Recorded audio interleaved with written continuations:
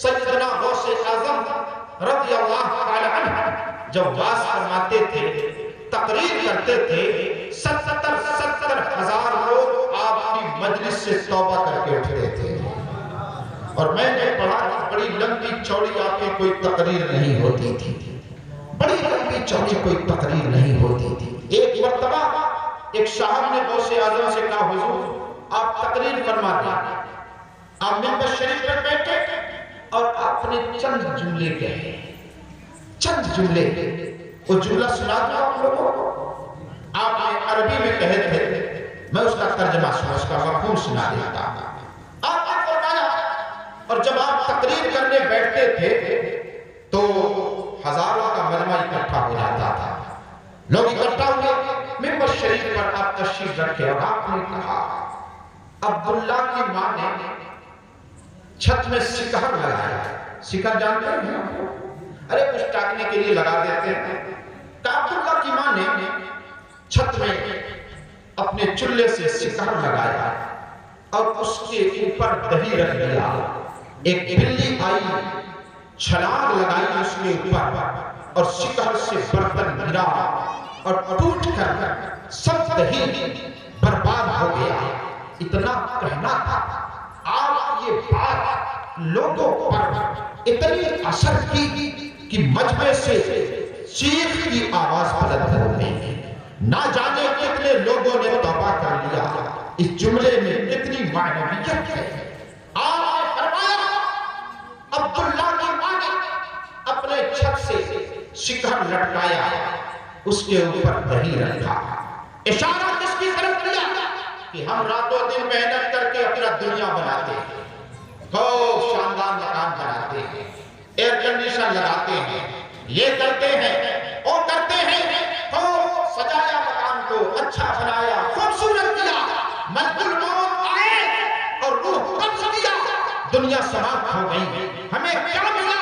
ہمارا مکان بھی یہی رہ گیا، ہماری دکان بھی یہی رہ گئی، ہمارے مال و زر بھی یہی رہ گئے۔ اگر کوئی چیز جانے کی ساتھ میں ہے تو وہ اچھے اعمال ہیں، وہ نیک اعمال ہیں۔ آپ اسی دنیا میں سب کچھ چھوڑ کر دنیا سے رخصت ہو جائیں گے۔ اگر کوئی چیز آپ کے ساتھ جانی ہے تو وہ ایمان ہے اور اچھے اعمال ہیں۔ ایمان اور اچھے اعمال، اے میرے پیارے مسلمان بھائیوں، تو جلسہ، جلوس، میلاد کا یہ مطلب نہیں کہ صرف آپ دیکھ لیں اور دیکھ کر گھر چلے جائیں۔ اس کا مطلب یہ ہے کہ دل کے کانوں سے سنو اور اس پر عمل کر کے دکھاؤ، تاکہ اللہ بھی خوش ہو جائے، اس کے پیارے محبوب بھی خوش ہو جائے۔ درود شریف پڑھیں، اللہم صلی علی سیدنا و مولانا و مولانا محمد بارک وسلم، صلاۃ و سلام علیک یا رسول اللہ۔ مائی بھائی کو کم کر دیجیے تھوڑا سا، ہے کیا ایک کو تھوڑا کر، میری آواز بہت گونج رہی ہے۔ ہاں، آج کی محفل چونکہ نکاح کی تقریب کی محفل ہے، کل انشاءاللہ تعالی کیا نام ہے؟ زاہد بھائی، زاہد علی صاحب۔ کون ہے زاہد علی صاحب؟ مجمع بیٹھے ہوئے، ماشاءاللہ تشریف رکھیں۔ کل انشاءاللہ ان کی بچی کا عقد مسنون ہے، نکاح ہوگا۔ اس خوشی میں زاہد بھائی نے میلاد مصطفیٰ صلی اللہ علیہ وسلم کا اہتمام کیا ہے تاکہ اللہ و رسول کا ذکر ہو جائے۔ ہم سے یہ سوال کیا جاتا ہے، یار آپ لوگ کیا معاملہ ہے، نکاح ہو، کوئی اور خوشی ہو یا کوئی غم ہو، ہر موقع پر میلاد رکھ لیتے ہو، میلاد کرتے ہو، کیا بات ہے؟ تو میں نے کہا، دنیا انسانیت میں جو سب سے پہلا نکاح ہوا، سب سے پہلا نکاح، وہ بھی جنت میں ہوا، وہ بھی جنت میں۔ اللہ تبارک و تعالیٰ نے حضرت آدم علیہ السلام کو جب پیدا فرمایا، جو ہم سب انسانوں کے باپ ہیں، حضرت آدم علیہ السلام، اسی لیے ہم آدمی کہے جاتے ہیں۔ کیا کہے جاتے ہیں؟ آدمی، آدم سے آدمی، یا جو ہے وہ یا نسبتی ہے۔ جیسے کہا جاتا ہے لکھیم پوری، اس کا مطلب کیا ہو گیا؟ لکھیم پور کا رہنے والا، نانپارہ میں رہنے والا۔ ایسے ہم لوگ آدمی کہلائے کیونکہ ہم سب حضرت آدم علیہ السلام کے اولاد ہیں۔ تو جب اللہ تبارک و تعالیٰ نے حضرت آدم علیہ السلام کو پیدا فرمایا، آپ کو کہاں رکھا؟ جنت میں رکھا۔ سبحان اللہ، اللہ تعالیٰ نے جنت میں ہر چیز کو پیدا فرمایا ہے، بڑی اچھی اچھی چیزیں، کھانے کی چیزیں، اچھے مکانات۔ اللہ اکبر، اللہ تعالیٰ ارشاد فرماتا ہے جنات تجری من تحتها الانہار، جنت کی پوزیشن یہ ہے، اتنا خوبصورت اللہ تعالیٰ نے جنت کو بنایا ہے کہ اس کے نیچے نہریں بہ رہی ہیں، وہ بھی نہروں کے اینٹ جو ہیں سونے اور چاندی کے ہیں، اس کے جو کنکر اور پتھر ہیں ہیرے اور جواہرات کے ہیں۔ اللہ نے بہت خوبصورت بنایا جس کا ہم اور آپ تصور نہیں کر سکتے۔ اللہ تعالیٰ نے حضرت آدم علیہ السلام کو جنت میں رکھا، لیکن حضرت آدم علیہ السلام اداس رہتے تھے، ان میں ان کو اچھا نہیں لگتا تھا، کیونکہ ان جیسا کوئی اور نہیں تھا جس سے وہ مانوس ہوں، جس سے گفتگو کر لیں، جس سے باتیں کر لیں۔ تو اللہ تبارک و تعالیٰ نے آپ کے بائیں پسلی سے ہم سب کی ماں حضرت حوا رضی اللہ تعالی عنہا کو پیدا فرمایا۔ حضرت آدم علیہ السلام سوئے، جب بیدار ہوئے تو کیا دیکھتے ہیں کہ میرے سامنے حسن و جمال کا ایک پیکر کھڑا ہوا ہے، یعنی ہم سب کی ماں حضرت حوا رضی اللہ تعالی عنہا کھڑی ہوئی ہیں۔ حضرت آدم علیہ السلام خوش ہو گئے اور ان سے قریب ہونا چاہا، ان سے بات کرنا چاہا، تو اللہ تعالیٰ کی طرف سے آواز آئی، آدم ابھی رک جاؤ، ابھی نکاح باقی ہے، ابھی نکاح ہو جانے دو۔ تو اللہ تعالیٰ نے حضرت آدم اور حضرت حوا رضی اللہ تعالیٰ عنہما کا نکاح کیا۔ نکاح کے بعد پھر حضرت آدم علیہ السلام قریب ہونا چاہے، پھر غیب سے آواز آئی، آدم حوا کا مہر تو ادا کر دو، حوا کا مہر تو ادا کر دو۔ حضرت آدم علیہ السلام نے کہا، اے اللہ میں کون سی چیز مہر میں حضرت حوا کو دے دوں، کیا دے دوں؟ غیب سے آواز آئی، آدم میرے محبوب محمد صلی اللہ علیہ وسلم، ابھی رسول اکرم صلی اللہ علیہ وسلم ظاہری طور پر دنیا میں پیدا نہیں ہوئے ہیں، ظاہری طور پر تشریف نہیں لائے ہیں، چونکہ آدمیوں میں سب سے پہلے حضرت آدم علیہ السلام ہیں۔ اللہ تبارک و تعالیٰ نے ارشاد فرمایا، اے آدم او محمد، جن کے صدقے میں نے تجھے بھی پیدا کیا ہے، جن کے صدقے میں جنت بنایا ہے، جن کے صدقے میں کائنات کو بنایا ہے، اے آدم سب سے پہلے میرے محبوب محمد مصطفیٰ صلی اللہ علیہ وسلم پر 20 مرتبہ درود پڑھ دو، 20 مرتبہ درود پڑھ دو، وہی درود حضرت حوا کے لیے مہر ہو جائے گا۔ اللہ اکبر، پتہ یہ لگا کہ دنیا انسانیت کا جو پہلا نکاح جنت میں ہوا، وہاں بھی مدینے والے تاجدار کا تذکرہ کیا گیا، آقا کریم صلی اللہ علیہ وسلم کا ذکر کیا گیا ہے۔ اے میرے پیارے مسلمان، تو ہم نکاح کے وقت میلاد شریف کر کے حضرت آدم علیہ السلام کی سنت ادا کرتے ہیں، ہے کہ نہیں بھائی؟ میرے بھائیوں، نکاح ایک بڑا پیارا عمل ہے، بلکہ یوں کہیے نکاح جنتی عمل ہے۔ بھئی سب سے پہلے نکاح کہاں ہوا؟ جنت میں ہوا، وہ بھی نکاح کے وقت پیارے آقا صلی اللہ علیہ وسلم کا ذکر ہوا۔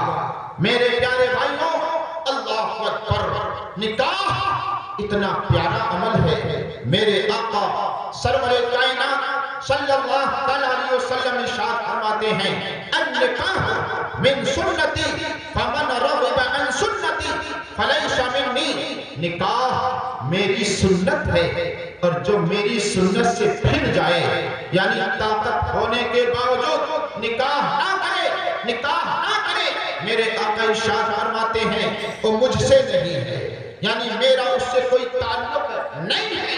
اے میرے پیارے مسلمان بھائیوں، نکاح ہم سب کے پیارے آقا سرور کائنات صلی اللہ علیہ وسلم کی بڑی پیاری سنت ہے۔ آج ہم نکاح کرتے ہوئے ڈرتے ہیں، ہمارے نوجوان ساتھی، ایسا معاشرے میں ایسی برائی پھیل گئی ہے کہ لوگ سوچتے ہیں کہ ہم نکاح کریں گے، خرچ بڑھ جائے گا، پریشانی آ جائے گی، مالی تنگی آ جائے گی، حالات خراب ہو جائیں گے۔ اللہ اکبر، کتنی غلط اور کتنی تنگ سوچ ہے، کتنی خراب سوچ ہے۔ اللہ تبارک و تعالیٰ قرآن حکیم میں ارشاد فرماتا ہے وَأَنْكِحُوا الْأَيَامَ مِنْكُمْ وَالصَّالِحِينَ مِنْ عِبَادِكُمْ۔ میرے اللہ رب العزت نے ارشاد فرمایا تمہارے گھر میں جو بے نکاح ہوں، جو بے شوہر والے ہوں، تمہارے گھر میں جو غلام باندیاں لڑکے لڑکیاں بے نکاح ہوں، اللہ ارشاد فرماتا ہے ان کا نکاح کر دو، ان کا نکاح کر دو۔ فائدہ کیا ہوگا؟ ہم یہ سوچتے ہیں نکاح کر دیں گے تو مال کم ہو جائے گا، گھر میں بیوی آ جائے گی، خرچ بڑھ جائے گا، پریشانیاں ہوں گی۔ اللہ کا ارشاد سنیے، اللہ تعالیٰ ارشاد فرماتا ہے ان یکونوا فقراء یغنیہم اللہ من فضلہ۔ اگر تم محتاج ہوگے، نکاح کرو گے، اللہ اپنے فضل سے تمہیں مالدار کر دے گا، تمہارے رزق میں کشادگی پیدا فرما دے گا۔ واللہ واسع علیم، اللہ ہی وسعت دینے والا ہے، اللہ ہی جاننے والا ہے۔ ہم سوچتے ہیں نکاح کریں گے تو ہمارا مال کم ہو جائے گا، پریشانیاں بڑھ جائیں گی، معاذ اللہ رب العالمین۔ دیکھیے میرے آقا سرور کائنات صلی اللہ علیہ وسلم نے ارشاد فرمایا، حضرت علی شیر خدا رضی اللہ تعالی عنہ کو مخاطب کرتے ہوئے، بخاری شریف میں حدیث موجود ہے، آقا کریم صلی اللہ علیہ وسلم ارشاد فرماتے ہیں یا علی ثلاث لا تؤخرها الصلاة اذا اتت والجنازة اذا حضرت والایم اذا وجدت لها الكفوا۔ میرے آقا نے ارشاد فرمایا اے علی تین چیزوں میں دیر مت کرو، تین چیزوں میں دیر مت کرو۔ الصلاة اذا حضرت، جب نماز، الصلاة اذا اتت، جب نماز کا وقت ہو جائے، جب نماز کا وقت ہو جائے تو دیر نہ کرو۔ والجنازہ اذا حضرت، فرمایا اور جب جنازہ حاضر ہو جائے تو اس میں تاخیر نہ کرو نماز جنازہ پڑھنے میں۔ وَالْأَيَّمُ إِذَا وَجَدْتَ لَهَا كُفْوًا، میرے آقا ارشاد فرماتے ہیں اور جب لڑکی یا لڑکا نکاح کے لائق ہو جائے، آقا ارشاد فرماتے ہیں کہ نکاح کرنے میں دیر نہ کرو۔ آج ہمارا معاشرہ کیا ہے؟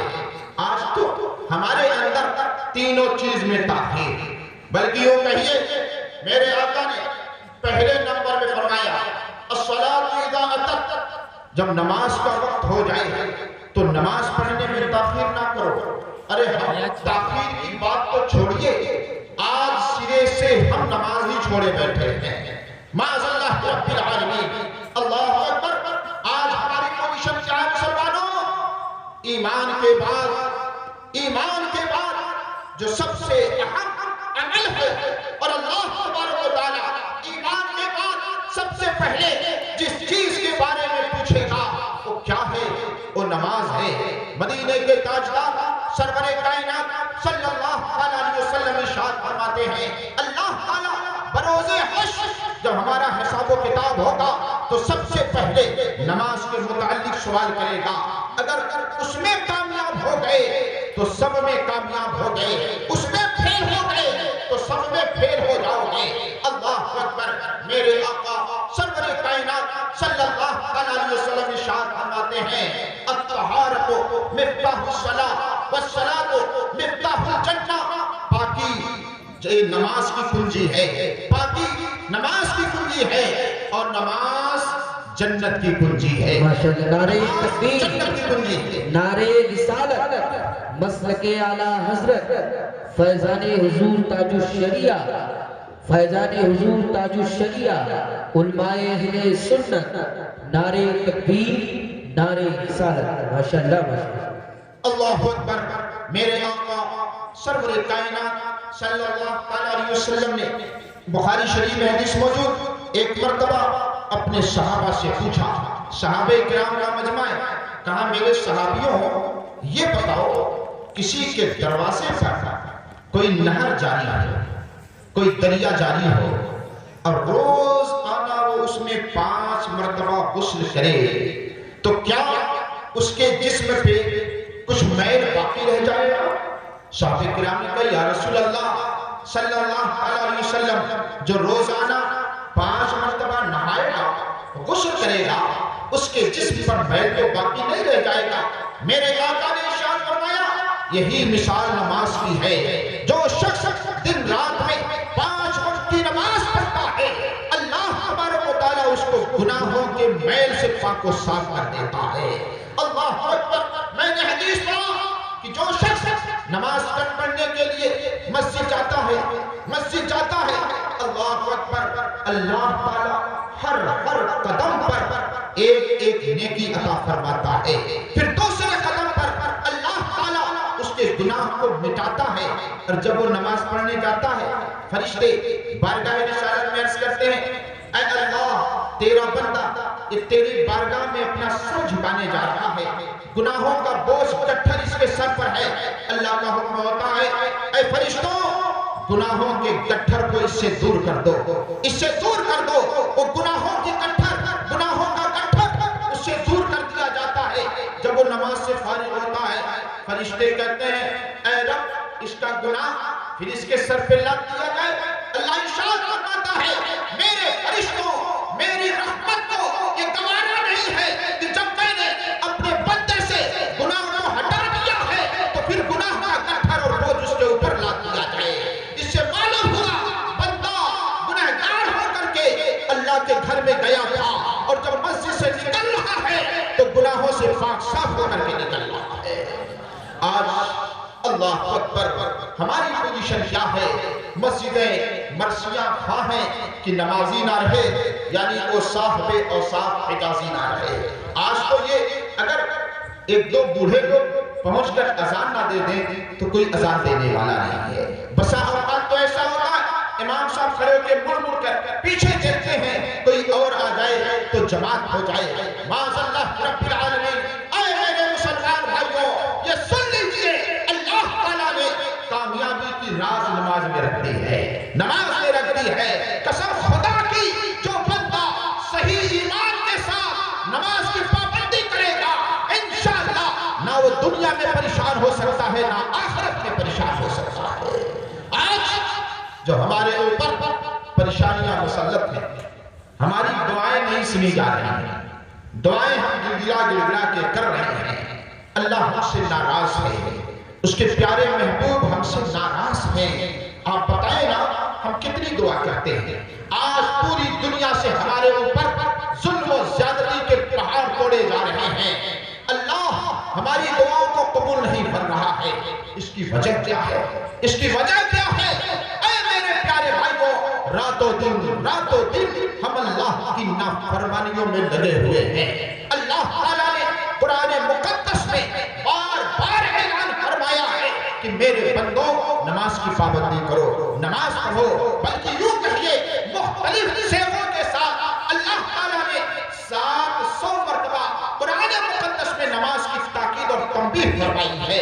جتنی تاکید اللہ تعالیٰ نے نماز کے لیے کی ہے کسی اور عمل کے بارے میں نہیں کیا ہے. اللہ اکبر. آج ہم ہیں کہ نماز سے کوسوں دور ہیں، نماز سے کوسوں دور ہیں. اللہ اکبر. اب دیکھیے ہماری مسجدیں ویران پڑی ہوئی ہیں، نمازی نہیں ہیں. کتنے شرم کی بات ہے، کتنے شرم کی بات ہے. کیا بات ہے؟ اولیاء کرام وہ اللہ کے نیک بندے جب اپنی زبان کھولتے تھے ہاتھ ان کا نیچے نہیں آتا تھا کہ اللہ ان کی دعا کو قبول فرما لیتا تھا. کیا وجہ؟ اس کی وجہ یہ ہے کہ انہوں نے اللہ کو راضی کر لیا، اللہ ان سے راضی ہو گیا. پھر جب وہ باتیں اپنی دعائیں اپنی رب سے کرتے تھے اللہ ان کی دعا کو رد نہیں فرماتا تھا، قبول فرما لیتا تھا. بلکہ یوں رکھیے اللہ تبارک و تعالیٰ کو اولیاء کرام نے، اللہ کے نیک بندوں نے اتنا راضی کیا کہ اگر ہماری تھوڑی موڑی دعائیں قبول ہوتی ہیں تو انہیں کا نام لینے سے قبول ہوتی ہیں، نام لیتے ہیں تو دعا قبول۔ مجھے ایک روایت یاد آتی ہے، اعلیٰ حضرت امام اہل سنت فاضل بریلوی رضی اللہ تعالیٰ عنہ نے ملفوظ شریف میں ایک روایت لکھی ہے کہ اولیاء کرام کا شان دیکھیے کہ وہ اپنے رب کو کتنا راضی کیے ہوئے ہیں کہ ان کا نام لے لیں تو کام بن جاتا ہے۔ دو ولی رہتے تھے، دو ولی، اور دونوں میں دوستی تھی۔ ایک دریا کے اس پار، مثال کے طور پر یہ گھاگھرا ندی ہے، ایک گھاگھرا کے اس پار، ایک گھاگھرا کے اس پار۔ ایک دن ایک ولی کے وہاں کھیر بنا، ولی نے کہا اپنے خادم سے یہ کھیر لے لو اور دریا کے اس پار جاؤ اور میرے فلاں دوست کو دے دینا۔ اس ولی نے کہا حضور بیچ میں دریا ہے اور پار کرنے کے لیے نہ تو کوئی ناؤ ہے نہ کشتی ہے، کیسے پار کریں گے؟ تو اس ولی نے کہا جاؤ دریا سے یہ کہہ دینا کہ میں اس کے پاس سے آ رہا ہوں جو 30 سال سے اپنی بیوی کے پاس نہیں گیا، 30 سال سے اپنی بیوی کے پاس نہیں گیا۔ خادم نے سنا، بڑا تعجب کہ حضرت کے تو بال بچے ہیں اور حضرت کہہ رہے ہیں 30 سال سے میں بیوی کے پاس نہیں گیا۔ بہرحال اللہ کے ولی تھے، روک کھائے، وہ خادم پوچھ نہ سکے، کھیر لے کر دریا کے پاس گئے۔ اے دریا، میں ایسی شخصیت اور ذات کے پاس سے آیا ہوں جو 30 سال سے اپنی بیوی کے پاس نہیں گیا، مجھے راستہ دے دے۔ ان کا نام لینا تھا کہ دریا میں راستہ بن گیا۔ دریا کے اوپر سے چلتے ہوئے دریا کے اس پار پہنچے۔ جب اس پار پہنچے ان کی بارگاہ میں پہنچے، دوسرے ولی کی بارگاہ میں کھیر پیش کیا کہ حضرت نے سلام کہا، آپ کو کھیر کیا ہے۔ انہوں نے کھیر کھایا اور کھا کر کہا واپس جاؤ، میرا بھی سلام حضرت کو کہہ دینا۔ کہتے ہیں حضرت شام ہو رہی ہے، میں دریا کیسے پار کروں گا؟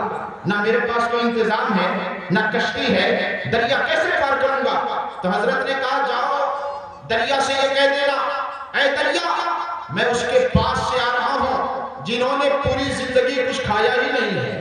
کہتے ہیں مجھے بڑا تعجب ہوا، حضرت نے تو میرے سامنے ابھی کھیر کھایا اور کہہ رہے ہیں پوری زندگی کچھ کھایا ہی نہیں۔ بہرحال کہتے ہیں میں پوچھ نہیں سکا کہ حضرت آپ کھیر میرے سامنے کھائے اور کہتے ہیں کہ آپ دریا سے یہ کہہ دینا کہ میں اس کے پاس سے آ رہا ہوں جنہوں نے پوری زندگی کچھ نہیں کھایا ہے۔ اللہ اکبر۔ بہرحال پوچھے نہیں آئے، دریا سے کہتے ہیں اے دریا میں اس کے پاس سے آ رہا ہوں جنہوں نے پوری زندگی کچھ نہیں کھایا، مجھے راستہ دے دے۔ ان کا نام لینا تھا کہ دریا نے فوراً راستہ بنا دیا اور اس پر سڑک کی طرح، پل کی طرح ایک راستہ بن گیا اور وہ راستے سے چلتے ہوئے اس پار آ گئے۔ لیکن ان کے ذہن میں یہ معاملہ چل رہا تھا، کیا معاملہ ہے؟ حضرت نے کہا کہ 30 سال سے میں بیوی کے پاس نہیں گیا، حالانکہ حضرت کے بال بچے ہیں۔ فلاں حضرت نے کہا کہ میں نے پوری زندگی کچھ نہیں کھایا اور میں نے دیکھا کہ حضرت نے کھیر میرے سامنے کھایا ہے، کیا معاملہ ہے؟ ایک دن ڈرتے ڈرتے اپنے آقا سے جو ولی تھے جنہوں نے کھیر بھیجا تھا ان سے پوچھا حضور ایک بات آپ سے پوچھنا چاہتا ہوں، ایک بات میرے دل میں بہت دنوں سے چل رہی ہے، میں آپ سے سوال کرنا چاہتا ہوں۔ حضرت نے فرمایا کیا بات ہے پوچھو۔ انہوں نے کہا فلاں روز آپ نے یہ کہا تھا دریا سے یہ کہہ دینا کہ میں اس کے پاس سے آ رہا ہوں جس نے 30 سال سے کچھ نہیں کھایا، جس نے 30 سال اپنی بیوی کے پاس نہیں جو گیا، حالانکہ آپ کے بال ہیں، آپ کے بچے ہیں، یہ کیسے ہو سکتا ہے؟ اور آپ کے جو دوست ہیں ولی میرے سامنے کھیر کھایا اور کہتے ہیں جاؤ دریا سے یہ کہہ دینا اے دریا مجھے راستہ دے دے، میں اس کے پاس سے آ رہا ہوں جس نے پوری زندگی کچھ نہیں کھایا ہے۔ کیا معاملہ ہے حضرت؟ مجھے اس معاملے کا حل بتا دیجئے۔ تو حضرت نے فرمایا سنو، معاملہ یہ ہے کہ ہم لوگ بغیر رب کی مرضی کے کچھ نہیں کرتے ہیں، ہمیں کھانا بھی ہوتا ہے، ہمیں پینا بھی ہوتا ہے، ہمیں کہیں جانا بھی ہوتا ہے، تو ہم اپنے رب کی رضا تلاش کرتے ہیں، رب راضی ہوتا ہے تو ہم کھاتے ہیں، تو ہم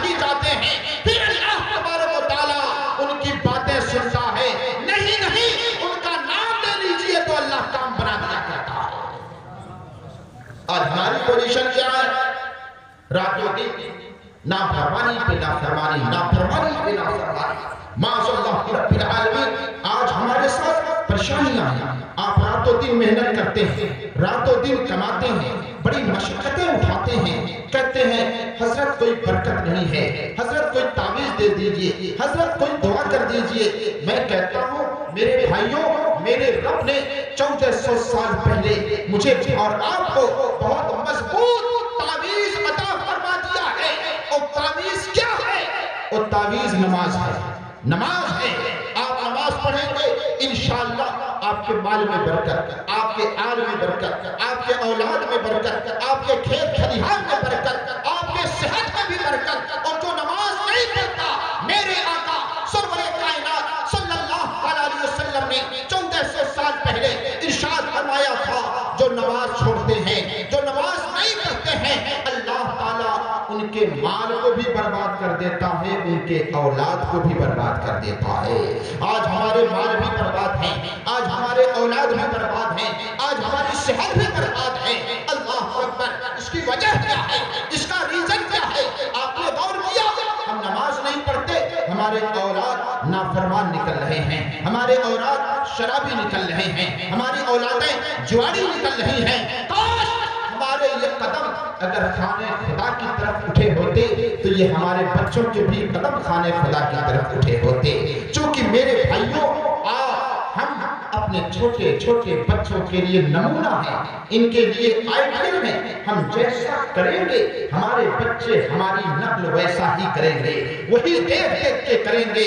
میری ماں اور بہنیں، بڑے ادب کے ساتھ آپ کی بارگاہ میں بھی میں عرض کروں گا کہ فرمایا گیا ہے ماں کا گود بچوں کا پہلا مدرسہ ہے۔ اگر میری مائیں اور بہنیں قرآن کی تلاوت کریں گی، میری مائیں اور بہنیں نماز کی پابندی کریں گی، میری مائیں اور بہنیں موبائل پر گانا سننے کے بجائے نعت مصطفیٰ سنیں گی، علماء کی تقریریں سنیں گی، قسم خدا کی پھر یہ ہمارے بچے انشاءاللہ بڑے ہو کر قرآن کی تلاوت کرتے ہوئے نظر آئیں گے، نعت کے عاشق نظر آئیں گے، علماء کی تقریریں سنیں گے۔ چونکہ اے میری ماں اور بہنوں، اے میری بیٹیوں، آپ کا گود آپ کے بچوں کے لیے پہلا مدرسہ ہے۔ جیسا بچے آپ کو اپنے والدین کو، اپنے باپ کو، اپنی ماں کو کرتے ہوئے دیکھتے ہیں، بچے ویسا ہی نقل کرتے ہیں۔ اس لیے آپ چاہتے ہیں کہ ہمارے بچے اچھے ہوں، نیک ہوں، تو آپ کو نیک بننا ہوگا۔ آپ چاہتے ہیں ہمارے بچے شرابی نہ بنے، ہمارے بچے جواری نہ بنے، ہمارے بچے ہمارے فرما بردار بنے، تو آپ کو پہلے اللہ کی فرما برداری کرنی ہوگی۔ انشاءاللہ آپ کے بچے نیک بنیں گے۔ ہمیں ایک واقعہ یاد آتا ہے، اعلیٰ حضرت امام اہل سنت نے ملفوظ شریف میں لکھا کہ حضرت خواجہ قطب الدین بختیار کاکی رحمت اللہ تعالیٰ علیہ، نام سنا ہے لوگوں نے؟ دلی میں آپ کی مزار شریف ہے، حضرت خواجہ قطب الدین بختیار کاکی رحمت اللہ تعالیٰ علیہ، مہرولی شریف دلی میں آپ کی مزار ہے۔ اعلیٰ حضرت امام اہل سنت لکھتے ہیں جب آپ کی عمر 4 سال 4 مہینہ 10 دن ہوئی تو آپ کے والد محترم نے اہتمام کیا، کچھ علماء کو بلایا، اور ان علماء میں حضرت خواجہ غریب نواز بھی تشریف لائے۔ حضرت خواجہ غریب نواز بھی تشریف لائے۔ کس لیے بلایا؟ تاکہ اس بچے کی، حضرت قطب الدین کی رسم بسم اللہ خوانی ہو جائے، قرآن شریف اور قاعدہ بغدادی شروع کروا دیا جائے، قاعدہ شروع کروا، قرآن شریف شروع کروائے۔ اس وجہ سے علماء کو بلایا۔ حضرت خواجہ غریب نواز رضی اللہ تعالیٰ عنہ بھی اس میں تشریف لائے۔ مجلس بیٹھ گئی اور انقریب یہ ہوا کہ بسم اللہ خوانی کی رسم ادا کی جائے۔ حضرت خواجہ غریب نواز رضی اللہ تعالیٰ عنہ آگے بڑھے کہ بسم اللہ شروع کروائیں۔ آواز آئی معین الدین رک جاؤ، غیب سے آواز آئی معین الدین رک جاؤ، ان کی بسم اللہ خوانی آپ کے حصے میں نہیں ہے، میرے ایک دوسرے ولی خواجہ حمید الدین، خواجہ حمید الدین ناگوری کے حصے میں ہے۔ اللہ اکبر! آواز آئی اور ادھر ناگور شریف دلی سے تقریباً میں جانتا ہوں 200 یا 300 کلومیٹر ناگور، وہاں بھی آواز آئی حمید الدین جلدی کرو اور دلی پہنچو، آپ کا انتظار کیا جا رہا ہے۔ اور الدین کی بسم اللہ خوانی کروانی ہے۔ اللہ اکبر، اولیاء کرام کی شان کیا کہنے، اللہ اکبر، پلک جھپکا کہ ایک جگہ سے دوسری جگہ پہنچ گئے۔ حضرت خواجہ حمید الدین پلک جھپکے کہ ناگور سے دلی اس مجمع میں تشریف لائے اور آگے بڑھے اور کہا بیٹا قطب الدین پڑھو بسم اللہ الرحمن الرحیم۔ حضرت خواجہ قطب الدین رضی اللہ تعالیٰ عنہ نے بسم اللہ الرحمن الرحیم پڑھا۔ اس کے بعد اتنا پڑھنا اور پڑھانا ہوا کہ حضرت خواجہ قطب الدین سورہ فاتحہ بھی پڑھ گئے، پہلا پارہ، دوسرا پارہ، تیسرا پارہ، اس طرح حضرت خواجہ قطب الدین نے 15 پارے اسی مجلس میں سنا دیا۔ اللہ اکبر، لوگ دنگ ہیں، لوگ حیران ہیں، بیٹا آپ کو تو بھی بسم اللہ پڑھایا گیا اور آپ نے 15 پارے سنا دیے۔ انہوں نے کہا معاملہ یہ ہے کہ جب میں اپنی ماں کے شکم میں تھا اور پھر جب پیدا ہو گیا تو میں یہ دیکھتا تھا کہ میری والدہ ماجدہ ہمیشہ قرآن مقدس کی تلاوت کیا کرتی تھی۔ چونکہ میری ماں 15 پارہ کی حافظہ تھی، ان کو 15 پارے یاد تھے، میری ماں قرآن پڑھتی تھی، میں نے سن کر کے قرآن شریف کو یاد کر لیا ہے۔ تو جب مائیں نیک ہوتی ہیں، مائیں اچھی ہوتی ہیں، مائیں قرآن کی تلاوت کرنے والی ہوتی ہیں، پھر ان کے گود سے جنم لینے والا قطب الدین بختیار کاکی ہوا کرتا ہے۔ اس لیے میری ماں اور میں آپ سے میں بڑے ادب کے ساتھ کہوں گا کہ آپ لوگ اب تو معاملہ بڑا خراب ہے، ہاتھ میں موبائل ہے، ہاتھ میں موبائل ہے۔ میرے آقا سرور کائنات صلی اللہ علیہ وسلم نے 1400 سال پہلے ارشاد فرمایا تھا کہ ایک زمانہ ایسا آئے گا کہ گھر گھر ناچ اور گانے کا بازار گرم ہوگا۔ صحابہ کو تعجب ہوا کہ یا رسول اللہ یہ کیسے؟ لیکن میرے آقا کی چشم نبوت آج کے زمانے کو دیکھ رہی ہیں۔ آپ دیکھیے اب تو گھر گھر نہیں بلکہ جیب جیب ناچ اور گانے کا بازار گرم ہے۔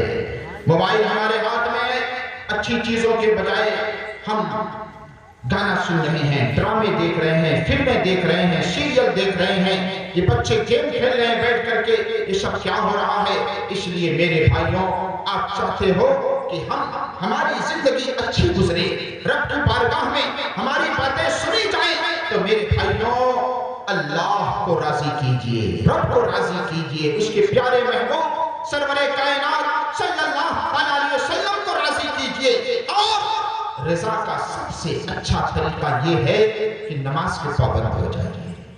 جب بندہ کوئی اپنی پیشانی رب کے بارگاہ میں جھکاتا ہے تو اس وقت اپنے بندے پر رب کو بہت پیار آتا ہے، بہت پیار آتا ہے کہ میرا بندہ بد صحیح بدکار صحیح آخر آیا تو میری دربار میں، آخر آیا تو میرے در پر اور اپنے پیشانی کو جھکا دیا ہے، تو میرا اور آپ کا رب بہت خوش ہوتا ہے۔ پھر انشاءاللہ آپ دیکھیں گے کہ آپ کی زندگی میں انقلاب برپا ہو جائے گا۔ انشاءاللہ آپ کے مال و دولت میں بھی بے پناہ برکتیں ہوں گی، آپ کے صحت میں بھی برکتیں ہوں گی، آپ کی دنیا بھی بہتر بن جائے گی، انشاءاللہ آپ کی آخرت بھی بہتر بن جائے گی۔ مجھے ایک بات یاد آتی ہے، لاک ڈاؤن سے پہلے میں ممبئی سے آ رہا تھا، میرے سامنے والے سیٹ پر ایک نوجوان جس کی عمر تقریباً 30-32 سال کی رہی ہوگی، مجھے اس نے ٹوپی کرتے میں دیکھا تو سلام کیا، میں سمجھا کہ یہ مسلمان ہے، جواب دیا۔ میں نے کہا بھائی صاحب کہاں سے آ رہے ہیں؟ کہا میں ممبئی سے آ رہا ہوں۔ میں نے کہا آپ ممبئی میں کوئی کام کرتے ہیں؟ کہا نہیں حضرت علاج کے لیے گیا تھا۔ کہاں کے رہنے والے ہیں؟ لکھنؤ کا۔ میں کہا لکھنؤ میں اتنے بڑے بڑے ڈاکٹر آپ ممبئی چلے گئے؟ کہا حضرت یہاں کے سب ڈاکٹروں نے جواب دے دیا، میں مجبوراً ممبئی گیا۔ میں نے کہا کیا دقت ہے؟ کہا مجھے ہارٹ کی دقت ہے، ہارٹ، اور میرا بلڈ پریشر بہت ہائی۔ میں ممبئی میں ایک ڈاکٹر، نام میرا ذہن سے نکل گیا، کوئی نام بتایا تھا، کہا تقریباً 90 سال اس کی عمر ہے، ہارٹ کا اسپیشلسٹ ڈاکٹر ہے، اور ایک مرتبہ نبض دیکھتا ہے، آلہ لگاتا ہے، 5000 روپے فیس لیتا ہے۔ کہ اچھا کہا صاحب میں بتانا آپ کو یہ چاہتا ہوں کہ ہم لوگ کتنے غافل ہیں۔ وہ ہندو ڈاکٹر ہے، اور جب میں اس کے چیمبر میں پہنچا تو مجھ سے پوچھتا ہے चेक करने के बाद, अच्छा बेटा एक बात बताओ कि तुम नमाज पढ़ते हो? हिंदू डॉक्टर, हार्ट का स्पेशलिस्ट। कहा मैं ताज्जुब में हो गया यार, ये हिंदू डॉक्टर है, कोई मुसलमान होता तो समझ में बात आती, मुझसे नमाज के लिए पूछना। कहा बताओ नमाज पढ़ते हो? मैंने कहा डॉक्टर साहब फ्राइडे यानी जुमा पढ़ता हूं। उसने अफसोस का इजहार किया और कहा बेटा तुम्हारे मजहब ने, अपनी जुबान में अपने अंदाज में कहा, तुम्हारे मजहब ने इतना अच्छा एक्सरसाइज दिया है, हम यूं कहें इबादत दिया है, कितना अच्छा इबादत दिया। अगर तुम, जो तुम्हारे मजहब ने बताया कि दिन और रात मिलाकर 5 मरतबा नमाज पढ़ी जाए, अगर तुम उस पर अमल करते, तुम नमाज पाबंदी से पढ़ते रहते, तो आज जिस मर्ज में मुब्तला हो वो मर्ज तुम्हें लाहिक नहीं हो सकता, वो उस मर्ज में मुब्तला नहीं हो सकते थे। अल्लाह अकबर। उसने कहा हजरत हमारी आंखें खुली की खुली रह गई, या अल्लाह हम लोग कितना गाफिल हैं। एक हिंदू डॉक्टर, फिर उसने कई एक थ्योरी बताए और प्रैक्टिकल बताया कि देखो तुम जब रुकू में जाते हो ऐसे झुकते हो तो हार्ट का ये मामला होता है, जब सजदे में जाते हो तो इस तरह एक्सरसाइज, और जब तुम खड़े होते हो, तमाम उसने कहा कई चीजें बताया और कहा कितना अच्छा एक्सरसाइज तुम्हारे मजहब ने दिया है, अगर अमल करते रहते तो आज जिस मर्ज में मुब्तला हो उस मर्ज में मुब्तला नहीं रहते। वो कहा हजरत मेरी आंखें खुली की खुली रह गई और मैंने उसी के चक्कर में ये तौबा किया और अल्लाह से हल किया, ऐ रब आज से मेरी नमाज नहीं छूटेगी। कहा कि मैं नमाज का पाबंद हो गया, मेरा ब्लड प्रेशर बहुत हाई रहता था, दवा पे दवा, टेबलेट पर टेबलेट लेता था। कहा कि हजरत जब से मैं नमाज का पाबंद हो गया, अल्लाह के फजल से मेरा ब्लड प्रेशर खुद ब खुद कंट्रोल हो गया है। सुभान अल्लाह। ये कौन कह रहा है? एक डॉक्टर कह रहा है, जो हिंदू डॉक्टर है। आज हम किस कदर कोताहियों में डूबे हुए हैं, किस कदर हम बेराहबरी के शिकार हो गए हैं। अल्लाह अकबर। मेरे आका सरवरे कायनात सल्लल्लाहु अलैहि वसल्लम ने यही तो इरशाद फरमाया था कि अगर नमाज छोड़ोगे तुम्हारा माल भी बर्बाद हो जाएगा और तुम्हारे औलाद भी बर्बाद हो जाएंगे। अल्लाह अकबर। मेरे आका सरवरे कायनात सल्लल्लाहु अलैहि वसल्लम इरशाद फरमाते हैं, जो शख्स फज्र की नमाज अदा करके घर से बाहर निकलता है वो अल्लाह के जिम्मे में निकलता है, अल्लाह के जिम्मे में निकलता है, यानी अल्लाह की पूरी हिफाजत में निकलता है। अब आप कारोबार के लिए जाएंगे, बाजार जाएंगे, किसी काम के लिए जाएंगे, इंशाअल्लाह घाटा नहीं हो सकता है, नफा ही कमाएंगे। और मेरे आका इरशाद फरमाते हैं सल्लल्लाहु अलैहि वसल्लम, जो शख्स बगैर नमाज पढ़े हुए फज्र की अपने घर से निकल गया बाजार कारोबार के लिए, वो शैतान के झंडे के नीचे जाता है, शैतान उसके साथ साथ रहता है। इन्न शैतान लिल इंसानी अदुउन मुबीन। शैतान इंसान का खुला हुआ दुश्मन है। आप बताइए, आपका दुश्मन कभी आपका भला चाहेगा? आपका नुकसान ही नुकसान होगा। आप खूब मेहनत करते हैं, खूब कमाते हैं, लेकिन बरकतें खत्म हैं, परेशानियां आती जा रही हैं, बीमारियां आती जा रही हैं। इसकी वजह क्या है?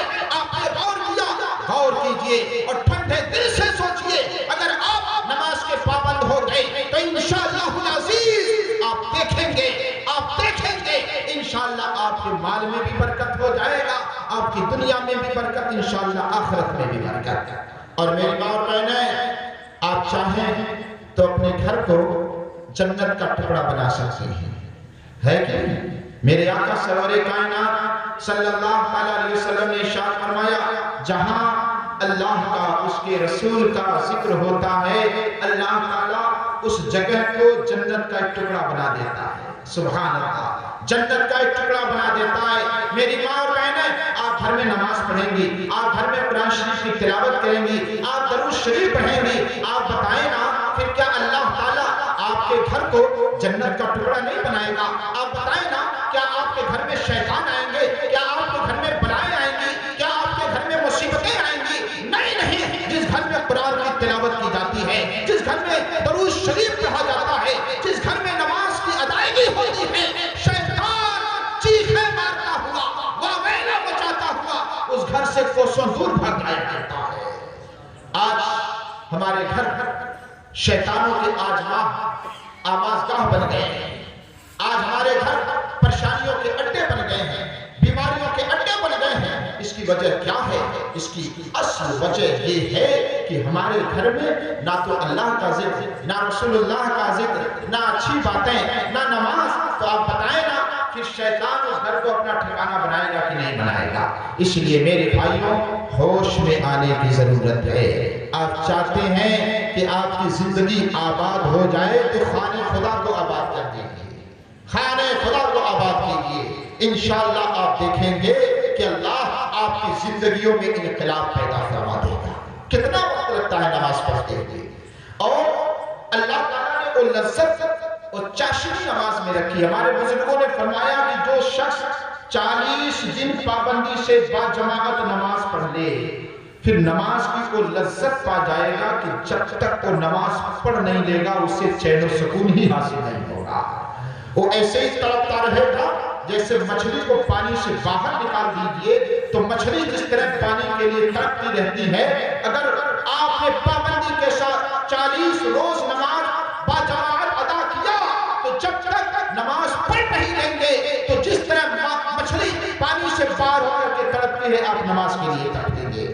اس لیے میرے پیارے بھائیوں، اس مبارک محفل اور نکاح کی یہ مبارک محفل سجائی گئی ہے، میں یہاں سے آپ کو میسج دینا چاہتا ہوں کہ نماز کے پابند بنیے۔ نعرہ تکبیر، نعرہ رسالت، مسلک اعلی حضرت، مسلک اعلی حضرت حضرت علامہ مولانا اکبر رضا مصباحی صاحب قبلہ۔ نعرہ تکبیر، نعرہ رسالت۔ میرے بھائیوں، اللہ سبحانہ بس میری آخری بات، چونکہ نکاح کی مجلس سے مجھے گفتگو کچھ اور کرنی تھی لیکن اشارہ کچھ اور ہو گیا تو ہمارا موضوع سخن کسی اور طرف چلا گیا اور پوری تقریر اسی پر ہو گئی۔ ہمارے نکاح، رسول اکرم صلی اللہ تعالیٰ علیہ وسلم نے ہمارے اسلام نے نکاح کرنے کا جو مجاز دیا ہے اس کے برخلاف بالکل ہم کام کرنے لگے۔ آقا کریم صلی اللہ علیہ وسلم ارشاد فرماتے ہیں اعلنوا هذا النکاح وجعلوه في المساجد۔ رسول اکرم صلی اللہ علیہ وسلم نے ارشاد فرمایا نکاح اعلان کر کے کیا کرو، اعلان کر کے، اور ارشاد فرماتے ہیں نکاح مسجدوں میں کیا کرو۔ کہاں کیا کرو؟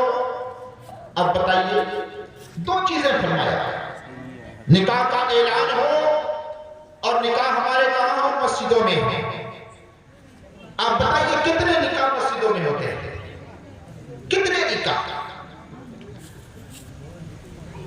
بڑی حکمتیں یہ ہیں میرے آقا کریم صلی اللہ علیہ وسلم نے ارشاد فرمایا جب ہم نکاح مسجد میں کریں گے اللہ کو سب سے پسندیدہ جگہ مسجد ہے۔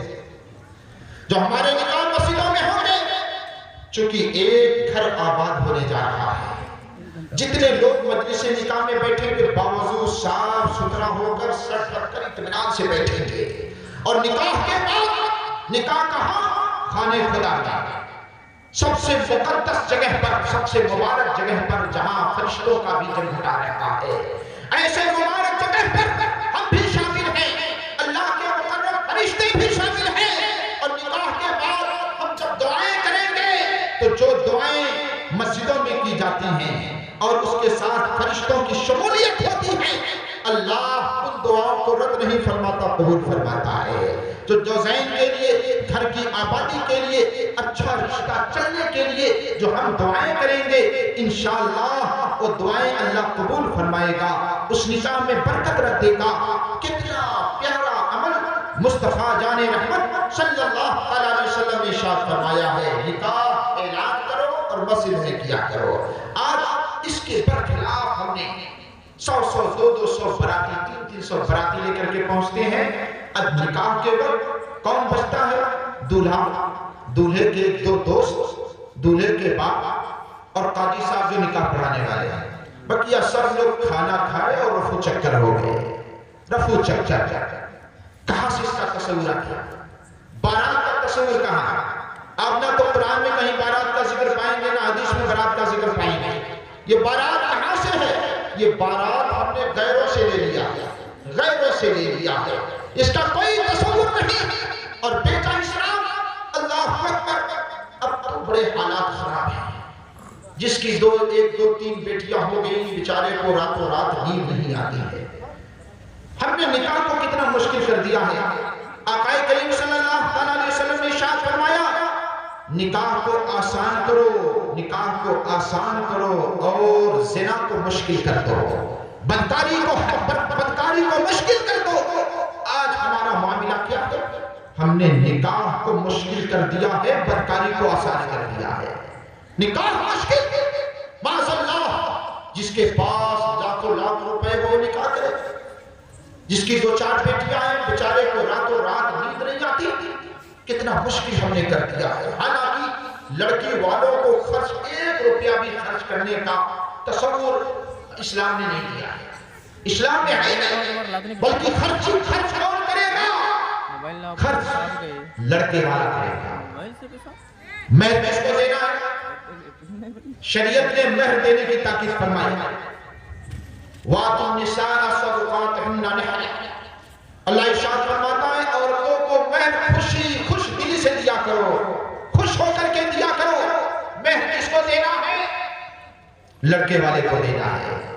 پھر میرے آقا سرور کائنات صلی اللہ علیہ وسلم ارشاد فرماتے ہیں، اَوْلَوْا وَلَوْ بِشَاةٍ، ولیمہ کرو اگرچہ ایک بکری ہی ولیمہ میں ذبح کرو۔ ولیمہ کون کرے گا؟ لڑکے والا کرے گا۔ اسلام ہمیں کیا نظریہ عطا فرما رہا ہے؟ لڑکی والے کا 1 روپیہ خرچ نہیں، خرچ لڑکا والا کرے گا کہ لڑکی کو مہر دے اور اپنے گھر پر ولیمہ کرے۔ یہ بارات کا تصور اور لڑکی والوں پر خرچ کا تصور کہاں سے آ گیا؟ نہ تو اللہ نے فرمایا ہے، نہ رسول اللہ نے فرمایا ہے، نہ صحابہ کرام کا عمل رہا ہے۔ یہ ہم نے غیروں سے لے لیا ہے، غیروں سے ہم نے کتنا مشکل کر دیا ہے نکاح کو، معاذ اللہ۔ اور اب تو لڑکی والوں سے یہ کہا جاتا ہے، نکاح سے پہلے بارات آنے سے 2-4 روز پہلے، پتہ نہیں آپ کے وہاں یہ ہے کہ نہیں، لیکن میں نے بہت ساری جگہوں پر دیکھا، لڑکے والوں کی طرف سے ایک لسٹ آ جاتی ہے کہ کھانے میں فلاں ڈش چاہیے، یہ روسٹیڈ بھی چاہیے، تو یہ فلاں چاہیے، بکرے کا گوشت، یہ پوری لسٹ آ جاتی ہے اور کہتے ہیں دیکھیے ہمارے مہمان آ رہے ہیں، کسی طرح کی کوئی کمی نہیں ہونی چاہیے۔ میں ایسے بھنگوں سے کہنا چاہتا ہوں کہ مہمان تمہارے ہیں اور بوجھ بیچارے لڑکی والے کے اوپر ڈال دیں گے۔ اگر تمہیں ضیافت کرنی ہے، تمہیں عزت کرنی ہے، تمہیں خوب آئٹم کھلانا ہے، تو میرے آقا سرور کائنات صلی اللہ علیہ وسلم نے ولیمہ کرنے کا حکم دیا ہے۔ ولیمہ شان و شوکت کے ساتھ کون منع کرتا ہے؟ کون منع کرتا ہے؟ اور اوپر سے جہیز کی زیادہ، معاذ اللہ، اسلام میں جہیز کا کوئی تصور قطعی نہیں ہے، بلکہ یوں کہیں جو ہم مانتے ہیں اور جو ہم مطالبہ کرتے ہیں یہ سخت ناجائز و حرام ہے، سخت ناجائز و حرام ہے۔ یہ بھیک مانگنا ہے، بھیک مانگنا۔ اسلام میں جہیز کا کوئی تصور نہیں۔ اب تو بڑے ٹون سے کہتے ہیں، آپ جائیں گے رشتہ لے کر کے تو کہیں گے کوئی مانگ نہیں ہے، فلاں جگہ سے رشتہ آیا تو آپ بلٹ لے رہے تھے لیکن جمع نہیں، کوئی مانگ بھی نہیں، ادھر بلٹ کا سنا بھی دیا۔ معاذ اللہ رب العالمین، ہوش کے لاکھوں لوگ، ہوش میں آؤ۔ میرے آقا سرور کائنات صلی اللہ علیہ وسلم نے 1400 سال پہلے ارشاد فرما دیا، جو شخص کسی کے مال و دولت کے لالچ میں نکاح کرتا ہے، اللہ اس کے اوپر محتاجی کو مسلط فرما دیتا ہے۔ وہ خوشحال نہیں ہو سکتا ہے، اور نہیں خوشحال ہو سکتا ہے۔ اور میرے آقا سرور کائنات صلی اللہ علیہ وسلم نے ارشاد فرمایا، جو کسی عورت سے، کسی لڑکی سے اس لیے نکاح کرتا ہے تاکہ ہم گناہوں سے بچ جائیں، ہماری نظریں محفوظ ہو جائیں، ہمارے شرمگاہ محفوظ ہو جائیں، اور ہمارے وہاں اولاد کی پیدائش ہو، اس نیت سے کوئی نکاح کرتا ہے، میرے آقا نے ارشاد فرمایا اللہ تبارک تعالیٰ اس نکاح میں برکت عطا فرما دیتا ہے، برکت عطا فرما دیتا ہے۔ اے میرے پیارے مسلمان بھائیوں، اے میرے نوجوان ساتھیوں، دوستوں، مال کے لالچ میں نکاح نہ کرو، بلکہ اس لیے نکاح کرو کہ نکاح میرے آقا کی پیاری سنت ہے۔ ہم نکاح کریں گے گناہ سے محفوظ ہو جائیں گے، ہمارا آدھا دین محفوظ ہو جائے گا۔ اللہ تعالیٰ کا یہ وعدہ ہے کہ اللہ رب العزت اس نکاح کو باعث برکت بنا دے گا۔ اگر تم محتاج ہو، میرے رب نے ارشاد فرمایا ہے اللہ تمہیں مالدار بنا دے گا۔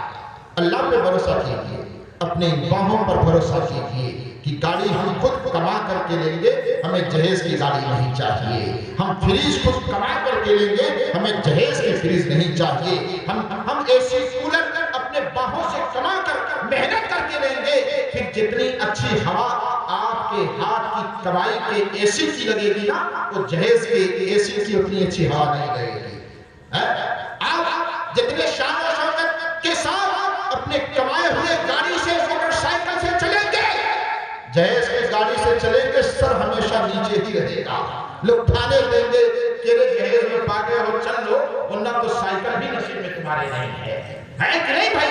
اس لیے میرے نوجوان ساتھیوں اور دوستوں، اسلام میں اس کا کوئی تصور نہیں ہے۔ میرے آقا نے ارشاد فرمایا ہے نکاح کو آسان کرو اور بدکاری کو مشکل کر دو، بدکاری کو مشکل کر دو۔ اللہ تعالیٰ کی بارگاہ میں دعا ہے کہ رب تبارک و تعالیٰ ہم سب کو شریعت اسلامیہ پر عمل کرنے کی توفیق عطا فرمائے۔ ایک بات اور، میرے آقا سرور کائنات صلی اللہ علیہ وسلم نے ارشاد فرمایا، ابھی میں نے آیت کریمہ سنا ہے کلام شریف کی، وَآتُوا النِّسَاءَ صَدُقَاتِهِنَّ نِحْلَةً، اللہ ارشاد فرماتا ہے عورتوں کو مہر خوش ہو کر کے دیا کرو۔ ہمارا معاملہ کیا ہو حضرت؟ مہر ہم 10 لوگوں کے مجمع میں، 50 لوگوں کے مجمع میں بڑے تمتراک انداز میں کہیں گے رکھ لیجیے 50,000 روپے۔ اچھا دل میں نیت یہ ہوتی ہے دینا تو ہے، جب دلہن آئے گی تو اس سے معافی کی بھیک مانگ لیں گے، ہوتا اسے بڑے شان سے حضرت لکھیے 50,000 روپے، اور دل میں نیت پہلے ہی ہے، نیت خراب ہے کہ نہیں دینا۔ اب دلہن آتی ہے، پہلی رات ہے، ظاہر سی بات ہے اجنبی جگہ ہے، آپ دلہن سے جب کہیں گے کہ جو میں نے مہر رکھا ہے اسے معاف کر دو، وہ بیچاری مرتی کیا نہ کرتی، مجبوراً یا مصبوراً کہی دیتی ہے ٹھیک ہے میں نے معاف کیا، میں نے معاف کیا۔ ایک حدیث مجھے یاد آتی ہے، میرے آقا سرور کائنات صلی اللہ علیہ وسلم نے ارشاد فرمایا جو شخص اپنی بیوی کو مہر نہیں دیتا یا اس وجہ سے مہر رکھتا ہے کہ دینا ہی نہیں ہے، میرے آقا نے ارشاد فرمایا کل بروز حشر وہ زانیوں کے صف میں اٹھایا جائے گا، زناکاروں کے صف میں اٹھایا جائے گا۔ معاذ اللہ رب العالمین۔ اے میرے بھائیوں، مہر رکھیے، اسلام میں مہر کا تصور ہے، مہر رکھیے اور خوش طبعی کے ساتھ اپنی بیوی کو مہر دیجئے، یہ اس کا حق ہے، معافی کا بھیک نہ مانگیے، ہاتھ پھیلائیے کہ معاف کر دو۔ اس کے گھر سے لاکھوں لاکھ کا جہیز لے کر کے آ گئے اور تمہیں 11,000 15,000 20,000 روپے مہر دینے پڑ گئے تو تمہاری نانی مرنے لگی اور معافی کی بھیک مانگنے لگے۔ کچھ جگہوں پر تو مہر کے لیے جھگڑا کر رہے تھے، اب تو لڑکے والے حضرت 1100 روپے لکھی، 1100 روپے 1100 روپیہ مہر ہی نہیں ہوتا۔ علماء سے پوچھئے مہر کی کم سے کم مقدار شریعت نے 10 درہم مقرر فرمائی ہے۔ 10 درہم چاندی، 1 درہم چاندی کا اس زمانے میں 3 گرام 38 ملی گرام، تقریباً سب 30 گرام 618 ملی گرام ہوتا ہے، 30 گرام 618 ملی گرام، اتنی چاندی کم سے کم ہو یا اس کی قیمت تو شرعاً مہر، اور یہ کم سے کم بنے گا 2500 یا 3,000 سمے سے بنے گا آج کم سے کم، اور آپ 786 روپے مہر رکھیں گے، 1100 روپے مہر رکھیں گے تو مہر ہوا ہی نہیں۔ مجھے افسوس اسی بات پہ ہوتا ہے، اپنے کو لینا ہے، بھیک مانگنی ہے تو یہ ڈیمانڈ وہ ڈیمانڈ، یہ وہ فلاں، اور جب مہر دینے کی بات آتی ہے جس کو شریعت نے کہا ہے تو پھر ہم اگلے بگلے چھانٹنے لگتے ہیں۔ معاذ اللہ رب العالمین۔